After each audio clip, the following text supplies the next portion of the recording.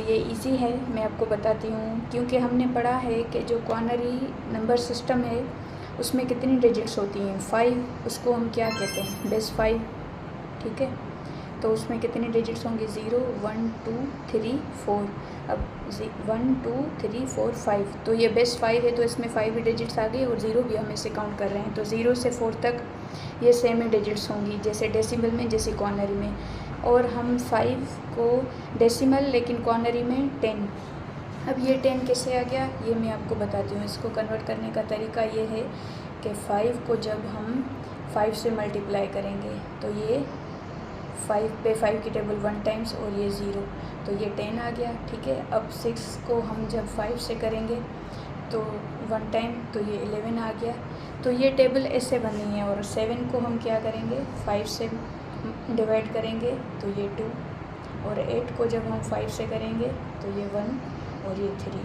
तो ये टेबल ऐसे बनी है। अगर आपको याद नहीं हो रही तो आप ऐसे डिवाइड करके भी निकाल सकते हैं, ठीक है। तो ये जब हम ऐड करेंगे तो ये टेबल हमें यूज़ करनी होगी। तो नंबर 1 क्वेश्चन ये तो इजी है, इसे हम वर्टिकली फॉर्म में लिखते हैं। 2 + 3 क्या आएगा, 5। देखें 5, अब 5 जो है वो क्वार्नरी में नहीं है तो 5 की जगह हम क्या लिखेंगे, 10। तो यहाँ पे हम 10 लिखेंगे, ठीक है। और इसका बेस क्या होगा, 5, ये ऐसे होगा। ये इसका आंसर है। अब चलते हैं नेक्स्ट क्वेश्चन पे।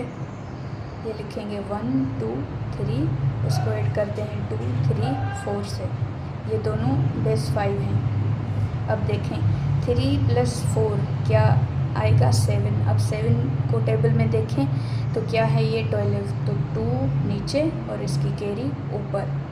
अब 2 × 1 3 और 2 + 1 3, 3 + 3 6। अब 6 को टेबल में देखेंगे तो 11, 1 नीचे और 1 ऊपर। अब ये क्या आ गया, 2 2 + 2 4, 4 को हम 4 ही रखेंगे, तो ये आ गया, ठीक है। तो ये इसका आंसर है। ये इससे होगा, इतना इजी है, हम टेबल को देखते हुए ही करेंगे। और अगर टेबल याद नहीं हो रही तो जो भी आंसर यहाँ पे आ रहा है अगर आप देखेंगे